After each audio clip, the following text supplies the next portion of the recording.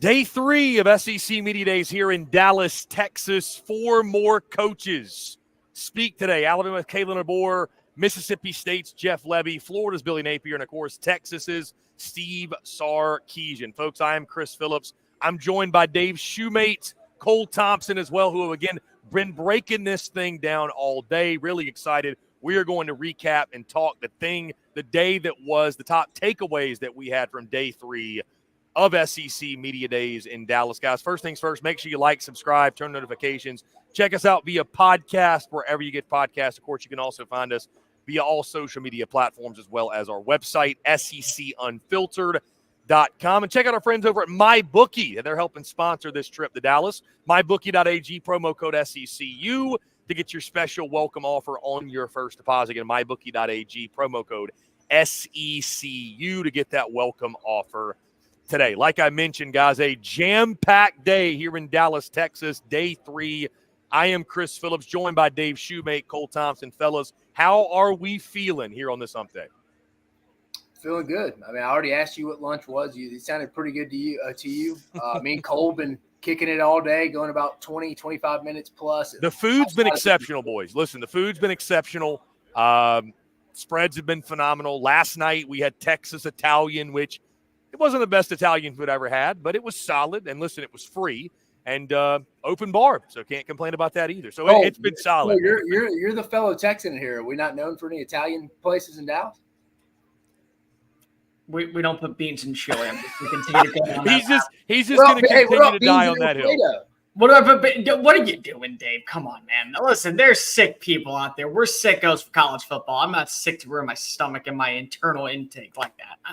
My intestines don't need to go through that type of pain. He's just going to – I want to go down like a chili rabbit hole now on social media and on like TikTok or something, just figuring out history. Like, what is Texas chili now? I need to know exactly what it is. It's not beans, I'll tell you that much. I'm not getting in arguments with people about it from the past. I don't care, old man. You can scream at clouds all you want, but there's no beans in my chili.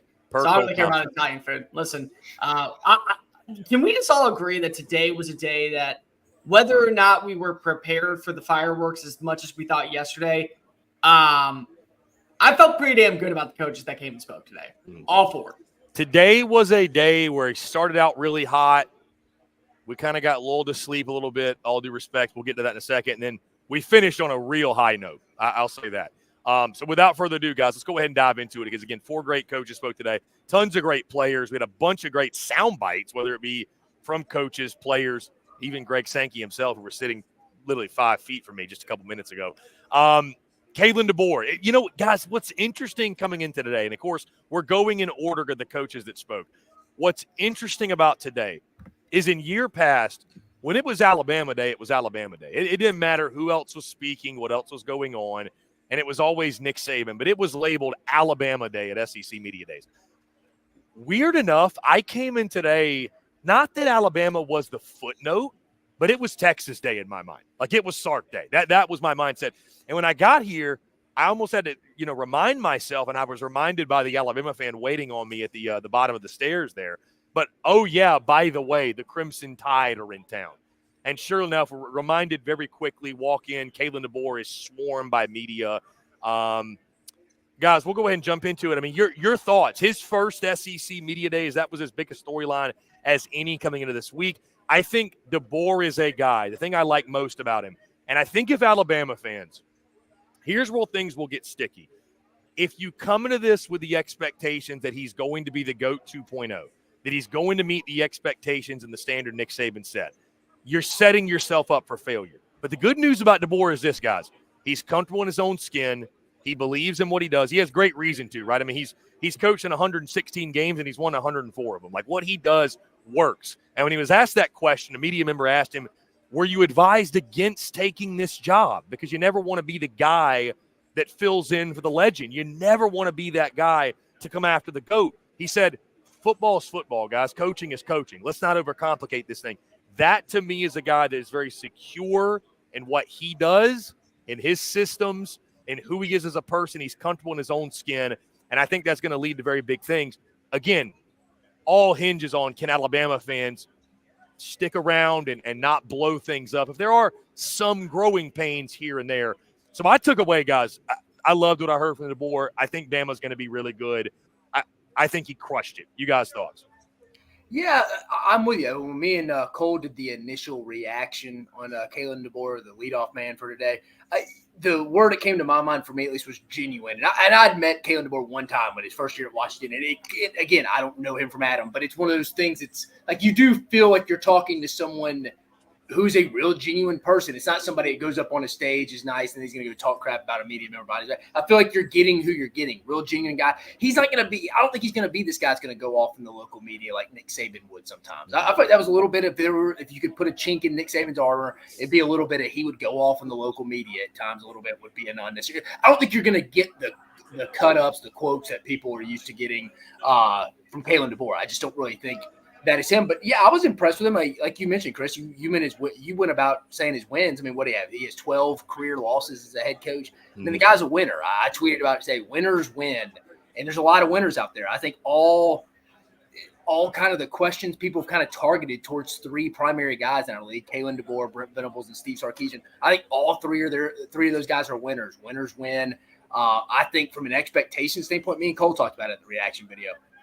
I think a fair, realistic expectation for Alabama in 2024 is make the playoffs, whatever that may be. 10-2. I think anything after that is icing on the cake. I just think a playoff appearance this year, being in contention to play for the SEC championship is a realistic expectation in year one. Again, I think Kalen DeBoer is the best hire Greg Byrne could have made. I really do. I mean, we talk about Dan Lanning, Steve Sarkisian. Kalen DeBoer's 2-0 against both those guys the last 2 years. Well, he's 3-0 against Lanning. No, so what is he? Yeah, Pac-12 championship too. Yeah, Pac-12. So he's 3-0 against Lanning, then 2-0 against Sark, going back to the Alamo Bowl in 22, and then the playoffs last year. So he's 5-0 against those guys. Right. So to be fair, I'm not going off one games, but I do think you got to factor in there's not the continuity, new staff a little bit. They do have some of the support staff, Coach Ballou, Jeff Allen in the training room. But again, there's going to be some learning, some new ways. I mentioned Nicole. I think more than ever, this is going to have to be a player-led team this year. And all great teams are player-led, but I think specifically because I think DeBoer gives that team that freedom. So those guys are going to have to take the bull by the horns and carry that. But I think Alabama's going to be fine. I think 10-2 playoff appearance is a realistic expectation in 2024. One thing I always like to do is go on to Twitter after we see press conferences and look up players that we don't get to see because they're on podiums and they're on side breaks, and so we have to go ahead and find that information on social media. And what was so interesting is hearing the way that already after Nick Saban announced he retired, Jalen Milroe, Tyler Booker, Malachi Moore, and several others created already a in-house meeting, player-only led roster saying that we will stick together. We are not saying goodbye. We are making sure that whoever is coming in here, they live up to our expectations. We live up to their expectations. It is a cohesive balance. And it just automatically felt like that made DeBoer so much more comfortable taking this job, understanding that there are players that already have his back. There are players that already have bought into the culture before anything that he has ever implemented because if it's bigger than him. And I think that was the biggest takeaway I could. He checked his ego at the door. He realized I am replacing somebody who has brought not just accolade upon accolade upon accolade to the program, but I'm replacing somebody who is irreplaceable. But I'm going to do my damn best job of making sure that I am right up there with them. This is Alabama. Let's go ahead and throw this out there, ladies and gentlemen. This is Alabama. If you are not a coach that wants to come in, compete right away, and also be able to have a little bit of you a bit too big for your britches with the humility, but also saying, I can actually be as good as you, I don't want you coaching this team. That's the type of energy you have to have. So many people saying, did you think about potentially replacing the guy? You don't want to be the guy that replaced the guy. Well, guys, I want to be that guy. I want that guy to be that guy to replace that guy. That's the type of coach you need to replace a legend like Nick Saban. And I think because of the player-led opportunity, because of the way he spoke of Malachi Moore and Tyler Booker and Jalen Milroe and how they've implemented their vocal presence in the huddle, on top of that, in the locker room, during film study, it's allowed him to establish a culture. I mean, honestly, people talk all the time about how this is a man that hasn't coached anywhere more south than, Illinois? And we're talking about him with the number one recruiting class before he's even taken place and played a game at the head coach at Alabama. So he's been able to show off the genuineness, the integrity, the ingenuity of being able to trust his staff and put them in the right places. And I think he carried himself in a way to where Alabama fans realized this is not going to be Saban 2.0. This is not going to be the same era of Nick where we dominate. We are Alabama Day. We are the kings of the crop. We got to earn our stripes, but we feel good about the direction we're going in. A lot of people thought for a moment, okay, this is the end of the dynasty. This is the end of an era. It's time to start a new chapter. Georgia's coming on in.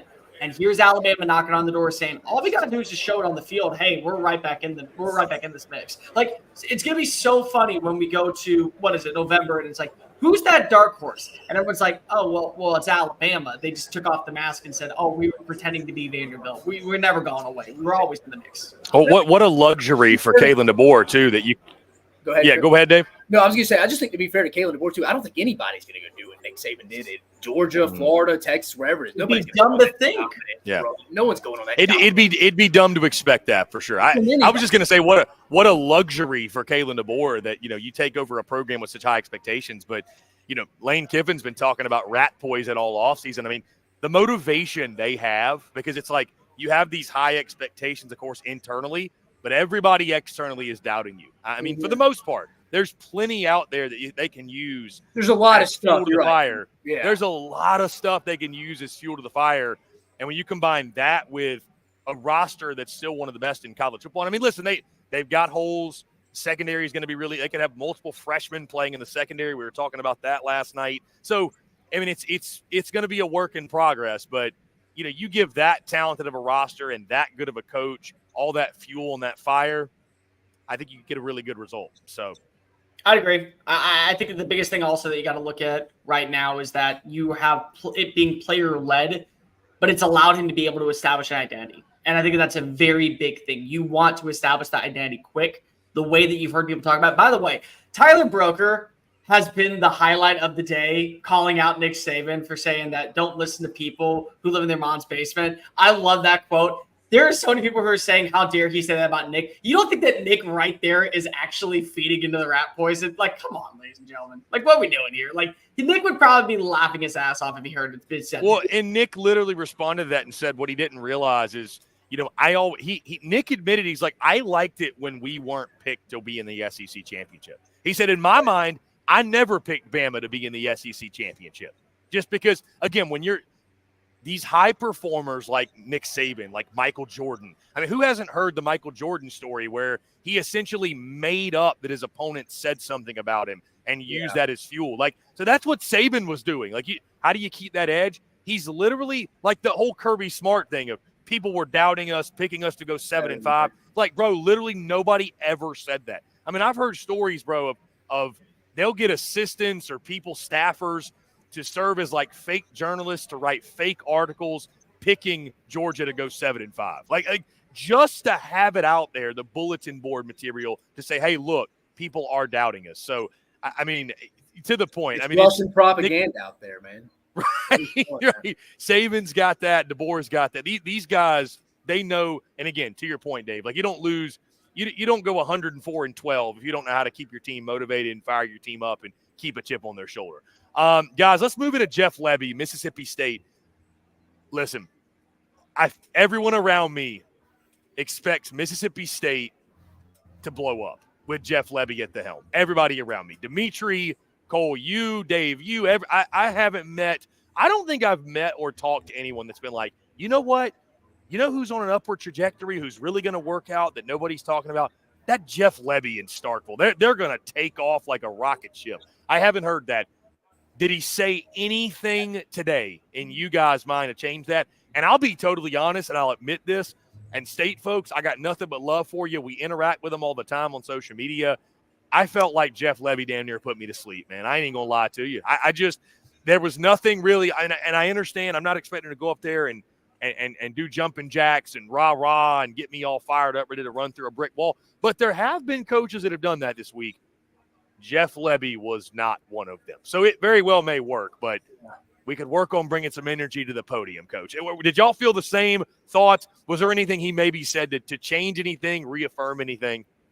I don't feel like we learned anything new, good or bad. I feel the same way. A lot of unknowns. Me and Cole talked about it. I think some of it wasn't Jeff Levy's fault. I think the questions, nobody really asked him really anything. Dude, we were literally like at the end of his presser, and it was like, are there any more questions? Yeah. Any more questions? I mean, does anybody care? I hate to say like that. A lot of people ask Jeff Levy about something. Yeah, I mean, I would love to hear a question about Coleman Hutzler, the new DC. I mean, it feels like he hired him off his connection. They're 1 year together in Oxford with Lane Kiffin. He's been in Tuscaloosa the last 2 years, primarily a special teams guy at heart. So we'll see how that goes, being a defensive coordinator. Didn't mention that. Me and Cole again mentioned, would love to hear about defensive players, Stone Blanton. I mean, they lost their 2 best linebackers from last year. They had some they had some good play at wide receiver. He did briefly mention Stone. Nothing in depth, but he did mention him by name. I thought that was He was the only transfer they mentioned, though. Yeah. Out of like 19, they mentioned one. I think the Hardy kid, the wide receiver from UTEP they took, who had a big spring game, never was made. It was and again, so it wasn't his fault. He wasn't just going to go out on a rant about these random transfer plays. It was just like nobody really asked any questions. It was like no one really knew much about him and was like, is he going to say stuff in his opening statement that we can piggyback on? And it felt awkward with everybody involved. That's actually a really good way to put it. It just felt like awkward, out of sorts, misplaced. Any of those adjectives. I think that when you look at the storylines of today, that might play another factor into it because you got Alabama. It's a new era. Which of these does not belong? Yeah, Jeff Levy it was literally one of those small problem kind of questions because it's a new era at a school where they are not changing the expectations, and you just hired the coach that was in the national championship. The other one, you're welcoming in a team that is already carrying itself with an aura like we are badass. We know how good we are. And it's not the fans, but the way after the day you heard Steve Sarkisian talk, you will be hard-pressed to think that Texas is not coming on in with an attitude ready to go ahead and take hands. And they got the coach that's on the hot seat. And Jeff Levy's is in Starkville, where we don't know what to expect. We don't have any idea what to make of this team. I will say I appreciated that he brought up what are going to be the core values of this year and establishing a foundation, mentioning the 4 things of having fun, be tough, be competitive, be accountable. You need the players to have a great experience at state. And I think that the reason that was so important to mention that part, because now you're adding in Texas and Oklahoma. You're not going to get the same type of players that initially you were when it was just Missouri and Texas A&M coming on in. They were already out recruiting you at the Big 12 level. Now they get that extra branding with the big yellow and blue logo next to their name. So it's already going to become a challenge. So you got to make sure that whenever you scour the transfer portal and you're bringing in the right players, and not bringing in the right players in terms of what they fit for your system, but they're also able to have a great experience. So when they go back and talk to their friends from the previous school and they enter the portal, they make Mississippi State a priority. So I thought that was really important. I thought the other part that was really important to talk about today for him was really more so about getting the quarterback situation right. There's always going to be the question mark of, do we have quarterback competition at one school? Dave brought this up last time when we were doing our pre-SEC Media Days thoughts. There really isn't a quarterback battle, but to know how comfortable he is with Blake Shapen as his starter, that is what I think is really going to at least establish them early on with an identity. It's going to allow them to build up that relationship when it comes to the passing attack. I have no idea what the hell that offensive line is going to be. I don't think anybody does. But let's just make this abundantly clear. I appreciate that we have people all the time talking in a positive light about programs. But Roman Harper, I got a bone pick with you, young man. You said after his press conference, I believe in Jeff Levy. Did you not beforehand? Because I certainly did not find a reason to believe in Jeff Levy after that press conference. There was nothing said that made me feel any type of way, positive or negative, which might be a good thing. Honestly, it might be a good thing for Mississippi State this year. Cole, the bigger headlines were made not in the main media room. One quote from Jeff Levy and one quote from a player. So I don't know if you guys saw this. Our good friend Brandon Marcello pointed this out. The tweet says, Lane Kiffin loves to poke fun at Jeff Levy on X, trolling his Egg Bowl rival with memes and friendly jabs. What does Levy think of the banter from his former boss at Ole Miss? Quote, a little childish, says Levy, but that doesn't mean I don't respect him, end quote.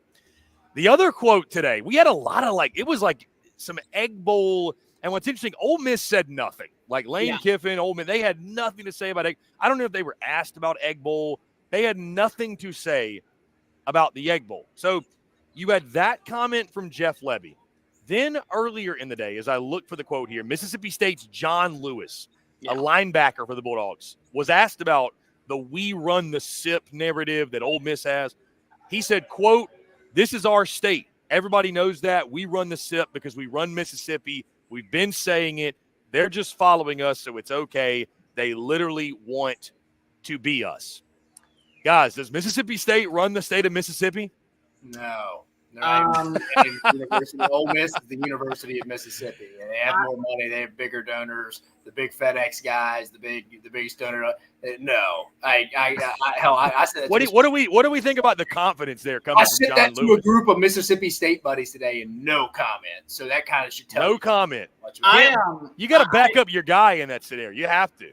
I live by the saying of those who have to scream and yell have already lost the argument.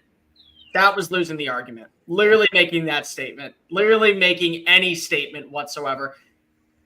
Levy, here's the thing with Levy. And this is now just making the game is in Oxford this year, too, right? Yeah.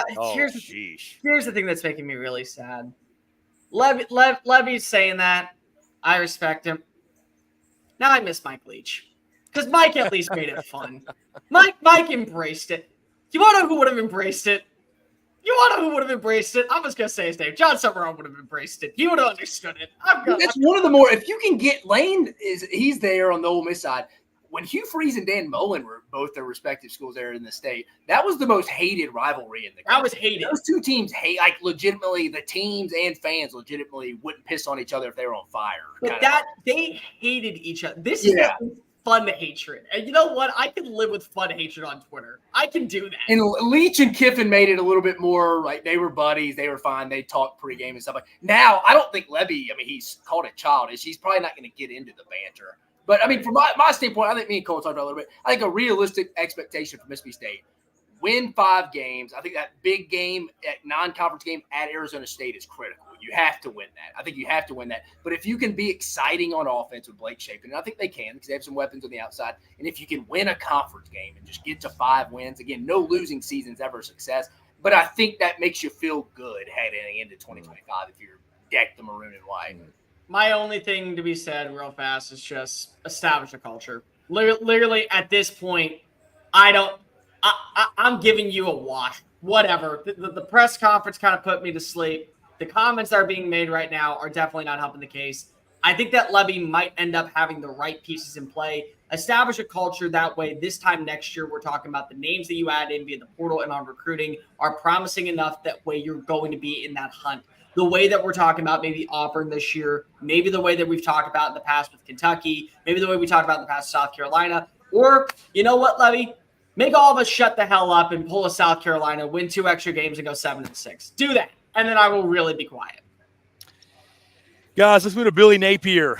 You mentioned the hot seat and seats warming up and coming into pivotal years. Billy Napier, certainly one of those.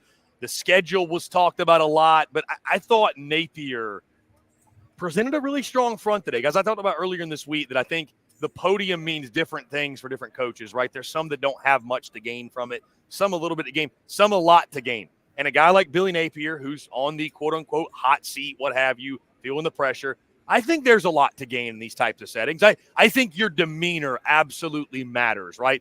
Do we learn anything from the standpoint of, wow, that completely just changed my prediction because of what he said at the podium?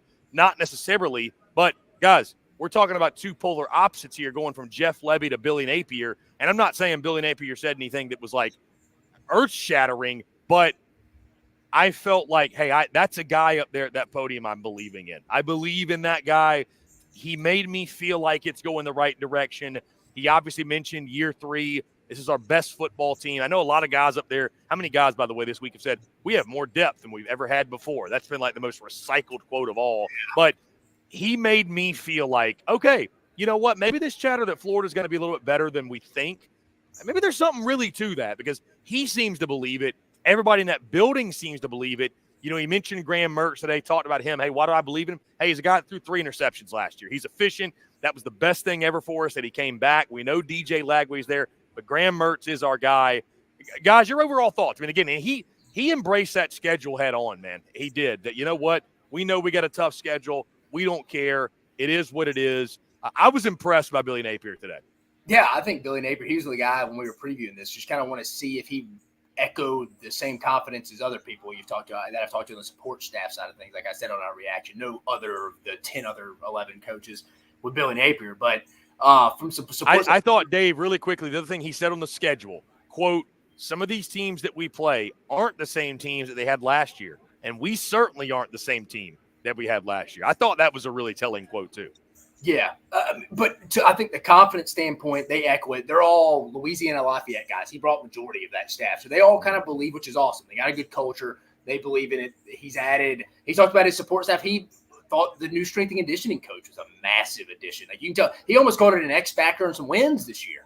Like, when I hear that in my head, that's like, all right, like strength and conditioning, add more mass speed, better culture, maybe another win or two. Hey, you don't usually hear a lot of coaches come in, especially year 3, and talking about that, how that could be an impact. And certainly it could. Talked about his nutritionist. I mean, you can tell he likes his team. He likes the leaders on his team. You mentioned Graham Mertz, Montrell Johnson, guys like that. He likes the team. You can tell he likes that team. And I think most people who know football will admit that I think this is his best team in Florida. This is the best roster. It probably is the deepest team he's had. But two things can be true at once. It can also be that, but also the wins are not going to equate to that. I mean, it is a tough schedule. Me and Cole talked about it a little bit on the back end. I know Cole Kublik, who does a phenomenal job. Him and Roman Harper on their show always talk about how it's a logo November. You say that, but I mean, the only team on there that I'm kind of iffy in, and they're not going to be bad. I just think they're in the 8-9 win range potentially, is LSU. Like, but other than that, I mean, that schedule is loaded in November. I don't think it's just some logo chasing thing. Hell, I got 2 of the top. I got 2 of my SEC championship representatives in that November for Florida. But again, we talked about it with Cole. I mean, it's going to come down to the wins and losses. I mean, I think DJ Lagway is going to have to be factored into some package. Me and Cole talked about that. Could that extend his time if they kind of dangle that in front of Florida big boosters, administration, fans, kind of like, look, we kind of got this guy once Graham Mertz leaves. I don't know if you want to – do you lose him if you lose me? Depends probably who they hire. But I think ultimately it's just going to come down. He's got to get to 6. I think that's the key. I asked Cole this, Chris. What's your? I want to hear your prediction. If they had Missouri's schedule, how many wins do you think Florida would have? How many you'd be predicting? I think Florida could be an 8-win team at least if they had that schedule. Yeah, I mean, I think Florida's got a roster good enough to win 8 or 9 games. But again, a schedule not conducive. I've been, and I'm going to let you, Cole. Obviously, I want to let Cole expand on things, but I have been warming up to the idea as we progress through this offseason closer to kickoff. Unless it's disaster, I think Billy Napier's back next year. This comes from not just listening to Napier, but talking to Florida guys, talking to some of these different guys on the Florida beat. Like, I think they want him back next year. I think they want to keep this thing together. And that might sound very obvious, but from the standpoint of, like, they do believe they're building something. And you mentioned DJ Lagway, and I'm not someone that believes in sticking with the wrong coach just for one prospect, if you believe he's the wrong guy. But the way they talk about DJ Lagway, guys, I've heard Lamar Jackson as a comp. I mean, they believe this dude is for real. Montrell Johnson talked about him today, said he's a stud. Once he gets the playbook down, he's a stud. Sky's the limit. He can do anything here. So, you would hate to lose out on that kid. Chris, you know why before we go to Cole? Because he's a Texas guy from Willis, Texas that puts beans in his chili, man. Take it away, Cole. Listen, before that, it's like, you know what? Actually, this sets me up perfectly. That analogy was ruined. Like, I wanted Billy Napier to be ruined for me. That way I could just automatically understand that it was going to be fine if he was fired at the end of the year. Because I am not a proponent of this, and I never will be. And if you fall into this trap, I will call you egregiously moronic. You are what your record says you are, is a load of crap. Because if I can tell you what, this is the best team that he has. On top of that, this is the best roster he has constructed in terms of personnel. He has been able to admit to the mistakes that he made. He was open and honest about where the weight room was the last few years, where the strength and conditioning was the last few years, the names he had to bring in on the defensive staff that would have been more promising for this squad. He mentioned how bringing in a guy like Ron Roberts as a veteran, somebody to help out with Austin Armstrong, is going to be beneficial. I thought what was really interesting with him was he made sure to mention how many veterans are back on this squad. He went through stats. He went through number of starts for this team. He went through all the areas to where he thought that, yeah, I get it. We're one of these teams that's absolutely going to be flying with all the expectations of being a downtrodden dumpster fire in the SEC. We don't care. And you know what also? He gets that the schedule's tough, but it's also the SEC. Every schedule at best is a B to B plus. So it's not like everyone's going through just relaxed times. Like, and if you don't play your A plus game, you're going to learn the hard way that you're going to lose. Auburn nearly did it. I mean, Auburn nearly beat the two teams that played for an SEC title last year. I like this squad. I think that the squad overall is very balanced. I think that there's a great cohesiveness. I think that the names that were brought in that have flown under the radar, like Elijah Badger and Shamir GEEK, are going to get a lot of praise. I think that learning for a year for DJ Lagway is a blessing in disguise. I think that Graham Mertz, if he was on an 8-win roster, would be praised a lot more than he is right now. You know, people are saying that going into this year, he's a quarterback that is kind of middle tier. Would we be talking about him in the same light as Brady Cook, as maybe Jalen Milroe if he went and played on an 8-win team? Maybe, but that's where the wins and losses deteriorate. It sucks that that's going to be the case for a lot of Florida fans. They're going to check out. They're immediately just going to throw them to the wayside and say, we don't really care. We want wins. But with this schedule, if you find a way to get to 7 wins, for most teams, that'd be like 9 wins in this type of schedule this year. And to me, that's where you say, we got the right guy. And I know that you don't hold out hope for just one dude, but it feels like a lot of people are going to judge Florida the way you judged a beat-up car on the outside that is in pristine condition on the inside. The interior looks great. They still have the vinyl seats for the 1980s. They still have a great overall stereo system. The steering wheel is great. The mechanics in the inside, but the outside's got a few dents, a few bumps and bruises, so it's a piece of crap car. That's the way I think a lot of people are going to view Florida if they don't live up to expectations when it comes to the schedule. But Billy Napier won me over. Cole, I do your record thing. I'm with you. I think smart football people are with you. You aren't what your record are, but the big boosters and stuff that write the money are not the smart. And that's the point, is that unfortunately it's out of our control. But who cares if it's Sana? It's out of our control when it comes to that stuff. And that's where it's egregiously wrong. Yeah, because and the problem with it too is that I even say 5 and 7, I could say, you know what? I think they should probably just bring him back, because a new coach, he's going to have the same schedule as this year, but it's going to be flipped. But what's going to be pushed is Florida hasn't had a losing record this many years in a row and this long, and this is the record of this. And all these stats. CP, to your point, what would that be, 4 in a row? Yes, and so all those things, all of a sudden, all these trends, all these numbers, they're all going to be going against Billy Napier. But if you can just kind of zoom out and look at the bigger picture, and you know what? If you don't believe in the guy, and let's say you can go get Lane Kiffin in that hypothetical situation, I'm not telling you shouldn't go do that. But if we're just talking about Billy Napier, no other external factors, I think he can still be the guy at Florida. I can't. There's things that have to happen this year. Will Strick get a third football hire? And Strick is praying to God he works. But there's things that have to happen this year. They've got to play smarter football. They can't shoot themselves in the foot. That not all, to Cole's point, you're not what your record says you are, and not all records are built equally. Not all 5 and 7s, 6 and 6s, 7 and 5s. They're not all the same. You can go 5 and 7 and it be impressive for what it is. You can go 7 and 5 and be like, man, that was ugly. That was not inspiring. Me and Cole talked about this. You know what I was interested in? No one asked him, because I think this is going to really sink or stay afloat for them, is no one asked him about Billy Napier being the offensive play caller. Because, they do have to generate more explosive plays outside of Trey Wilson. He's about really the only explosive play threat back. I think we know about. But that's the thing. Because Elijah Badger, if you watch his tape, I've watched this. I'm just saying, proven productive level. Yeah, they don't have that yet. I feel like at the running back position, Montrell Johnson, great back. He's not that explosive threat Trevor Etienne is. How Billy utilizes that. And I still have some question marks overall, as Billy is just an overall play caller. How they utilize – they're going to need somebody else besides Trey Wilson, because guys like Kirby Smart are just going to go take that away, and you're not going to go win your big games. But to Cole's point, they have some guys probably we don't know about or haven't been productive. I'll be interested to see who arises outside of Wilson. Let me ask, if you guys look at this schedule for this year, and they go 5 and 7, but they lose 3 games all in the fourth quarter, either in comeback fashion and they just don't complete it, or it's on a game-winning field goal, but you're not seeing the mental mistakes, is that enough to win you over? You specifically? Yeah. I mean, Yeah, at least win me over from the standpoint of bring him back next year. Right. That's all. Yes. With the amount of support staff he has, I think you got to be realistic. Yeah, I think you have he to be needs realistic. a year. If we're being honest, you give the guy a year 4.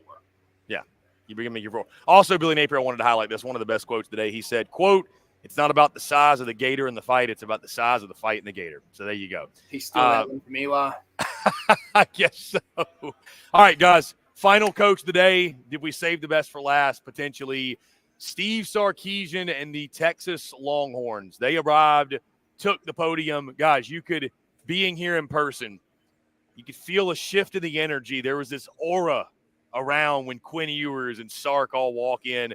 Like I mentioned all week, the big bad bullies on the block. Like I told you, when I woke up this morning, my first immediate thought wasn't, oh, it's Bama Day. It's Texas Day. It's Sark Day. And that's obviously a major change of pace.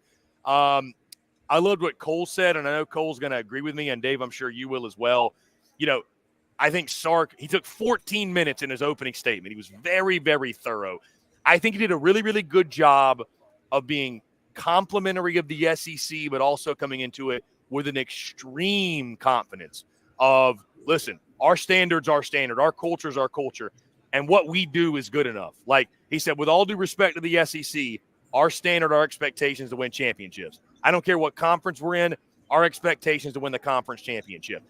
For me, guys, reading between the lines are really just translating what Sark said. Hey, the SEC, you're really good. We're really damn good too. So you better get ready for us just as much as you think we need to get ready for you. That's what I took away. I mean, to me, it was the aura of a guy that knows he's got one of the best teams in college football, and they're not coming in the SEC to just compete. They're coming in to kick the door down and be the new top dog.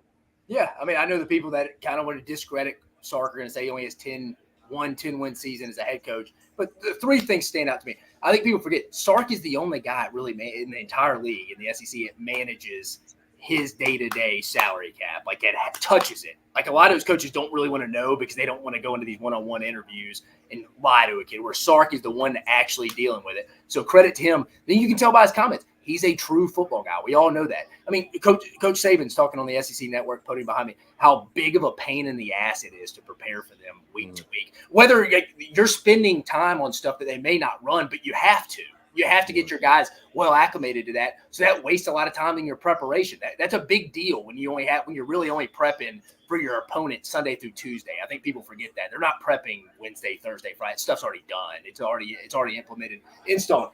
And then I think third, he brought up the continuity on the staff is something people forget about. Kyle Flood, OC back, going into his 3rd year with us, with Sark and them. Pete Kwiatkowski, the defensive coordinator, coming over there. Been in Washington with Chris Peterson, did a phenomenal job. And then Jeff Banks, special teams coordinator. They have, and me and Cole talking about AJ Milwee, guy's been one of Sark's right-hand guys going back to his analyst days at Alabama. They have continuity in staff. People know what is going on day to day. People know where to go. It's year 3. There's nothing new to anybody. And he talked about the leadership. He really likes this team. I thought it was funny, like Cole mentioned, the first question was freaking Arch Manning, which you may see him a little bit. If history tells us anything, Quinn Ewers won't make it through a season. I think he will this year. But overall, Sark, I think he's been the most impressive guy so far in 3 days. And that's saying a lot because I think Brent Venables, another new kid on the block, was very impressive for different reasons as well. But I was blown away even all the way to how clean Sark's jacket looked. And I'm not even an orange guy, but that was a clean, burnt orange sports coat. Cole, before we go to you, I also want you to expand on this because I think, Cole, your perspective is really interesting because you live in the state of Texas. Heck, you were on the A&M beat for a bit. Like, you know as much about Texas as anybody. I thought he did a really good job, too. Like, people have been explaining to me what Red River is like. I have never heard it the way he explained it, where he said, half the game, it's a home game. Half the game, it's a road game. And, I thought that was a really cool way of explaining. It wasn't a corny cliche. Where it was it was like, okay, this is a different game. This is different. So I thought that was a really cool thing to do, explaining that ball game. Look, I don't mean to just toot my own horn, but I've been saying a lot of right things over the last few months about college football, and everyone's been like, you're an idiot. You have no idea what you're talking about. You don't know what Auburn football is like. Right, but then Nick Saban says that it's a hard place to play, and Kirby Smart says it, and now Jordan Hare goes up in the EA Sports rankings. I say that the Red River Showdown is never going to play second fiddle to any rivalry besides, at most, the Iron Bowl, and even then you could say he did a great job of. He didn't dance around the question, but he was very complimentary of the Iron Bowl while also he's saying the only guy that's been a head coach in both games, the Iron Bowl and the Apple Cup. I didn't know that before today. And the Apple Cup. And SC UCLA. But like the rivalry, I mean, the Iron Bowl, it's always great when it's at Jordan-Hare. It's always a bloodbath when it's at Bryant-Denny. So that's why I have this conversation.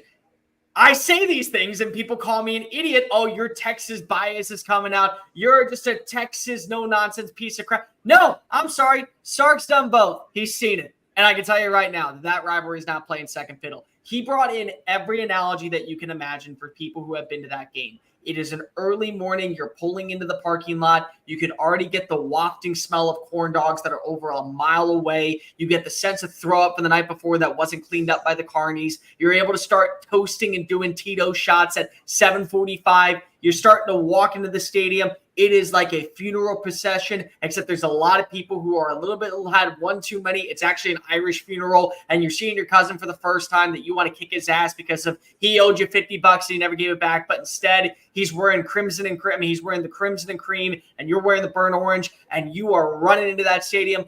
I love the fact that he brought up that this is a game where the locker rooms are 20 feet apart from each other. I didn't know that. I did not know that. Even that much more about hostility. You can hear the screaming and the preparation going on, or it is radio silent. And then you run out in the stadiums and you're cascaded with a bunch of boos. And the only thing that's getting you to the other side is seeing that burnt orange welcoming you with open arms. And then it is literally the most majestic 3 hours where you throw the records out the window. You throw game plans out the window. You say you, we say you. You're going to war, best man win. And it always comes out on top. He brought up a perfect point about how it is an away game for the team for one half.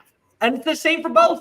It is. How do you respond? How do you play a 4-quarter game when you have your back against the wall for half of it, but the other half, you get to rally the troops? And if you're on the opposing side in the second half, best of luck to you, because that's going to cost you time after time. He mentioned how there was the false starts. He mentioned how he had to learn the hard way. I appreciate it. The part that won me over with Sark had nothing to do with any of the questions asked for him. It was the part that, as somebody who has seen Texas, can know what Texas can be when it's at its high point, when Texas is truly BACK, was talking about the quote that's on his wall: the pride and winning tradition of the University of Texas shall not be entrusted to the weak and the timid. If you're entering the SEC, you sure as hell are not going to be able to be weak and timid. And that goes for any coach at any program. They got the dude who already knew what it took to win at Alabama. They got the dude who was able to win an Iron Bowl. They got the dude who already knew what it took to be able to win over a coach like Nick Saban.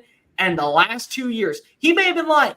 He may have been lying and said, oh, we had no idea about what's going on whenever it comes down to, us going to the SEC. No, he may have been lying about that. They made sure that the last 2 years he was building this roster for the SEC. And I agree with Dave. Like, the two people who have won me over the most this past week have been the two newcomers, and Brent Venables and Steve Sarkisian. And I will say this: as much as I am a big Oklahoma stan for the future of them in the SEC, and even this year, I have made it clear that I could see them being the 10-win roster and finding their way in the back end of our college football playoff. The thing that has made it so true is that it feels like Sark is 1 year ahead of Venables when it comes to the confidence level. Both embrace being in the SEC, but it's a 1 year difference. And you know what? It is a 1 year difference, which is why I think that we are giving a little bit too much of a flack to Brent Venables for what he did in year one, where he went 6-7. Steve Sarkisian, it just, to me, that's how the head coach of Texas should sound. Really, that's the best way I can put it. That's how the head coach of Texas should sound. To your point, Cole, I love the quote that he had: not for the weak, not for the timid. I think that was a fantastic quote to pull out. And, again, he talked about a number of things from, Quinn Ewers, guys. He also mentioned this is the most talented team I've had in my 4 years here. I can unequivocally say that. They were pretty good last year. So that's a good sign. He even talked about a little bit from a strategic standpoint. They've already talked about this as a staff. You can tell me and Cole talked about it in the recap. Is they're going to play a lot more guys early because they know, hey, in their perfect world, they're shooting to win a national title, playing the SEC championship. That would equal 17 games. So And he mentioned depth. He mentioned depth, David. And he said it's not just line of scrimmage. You got to have depth at quarterback, running back, receiver, all over the field. And so it sounded to me like a guy that gets it. It sounded to me like a guy who knows they have a great football team, believes in the culture they have. I mean, obviously, guys, you're coming off a college football playoff appearance. You should have a high level of belief. And again, they believe and they feel strongly, and they know, you could say, that they're not going to play second fiddle to anybody. I mean, that was my biggest takeaway, that Sark came in as, we're Texas, we're here, we've arrived. I look at, how much different is the opinion maybe if they didn't do what they did to Bama last year? But we were joking about this earlier, guys, with the Texas Sports Unfiltered guys, that, I essentially feel like Texas did what they did to Bama, undressed them on their home field, and they're coming into this and saying, that was your God? Like, that was your GOAT? Like, really?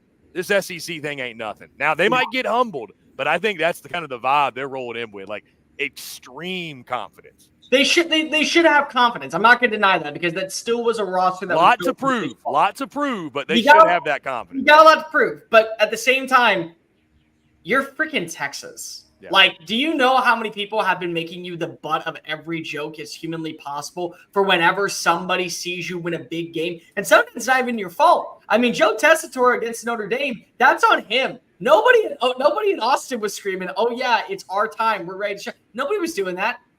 Sam Ellinger did. I mean, I can't blame him. Like, Sam did that. That's on you guys. That's not on us. But I can tell you this much. That's how you want Texas to act.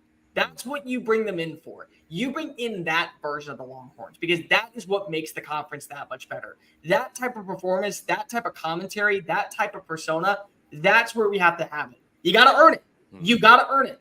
But also, I think a lot of people in the SEC will also humble themselves and realize the Texas is up to their level. And a clarification, I don't think from Sark it was a cockiness. Again, I think he did a good job of towing that line of extreme confidence, respect for the new league.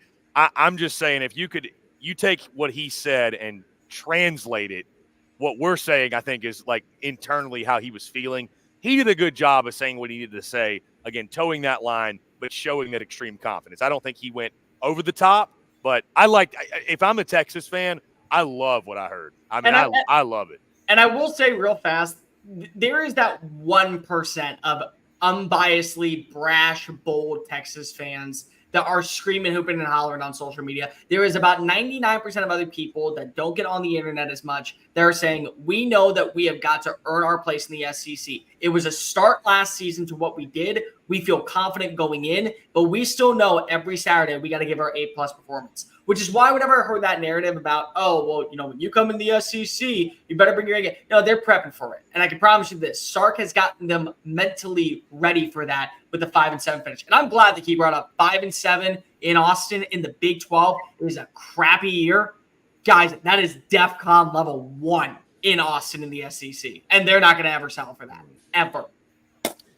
Guys, day 3 of SEC Media Days officially in the books. We've got 4 more coaches tomorrow to close this thing out. Sam Pittman from Arkansas, Hugh Freeze from Auburn, Mark Stoops from Kentucky, and Mike Elko from Texas A&M. So it's going to be an electric finish, guys. We'll be right back here same time tomorrow afternoon, breaking it all down, recap, giving takeaways. Of course, Cole and Dave, they're going to be breaking it down throughout the day. Yours truly here, boots on the ground in Dallas, Texas. We're going to continue to chop it up. It's been an incredible week. We can't say thank you enough for your continued love and support. Fellas, appreciate you all taking the time. This was awesome. Yet again, it has been a phenomenal week with you guys. Can't wait to do it again tomorrow. Again, guys, make sure you like, subscribe, turn on notifications. Check us out via podcast, wherever you get those. Of course, we're all across social media as well as our website, SECUnfiltered.com. And make sure you follow Dave Shumate at Mach 10 Sports, Cole Thompson at Mr. Cole Thompson, myself at CPhilly19, and of course, follow SEC Unfiltered. Again, it is content bleeding out of the eyeballs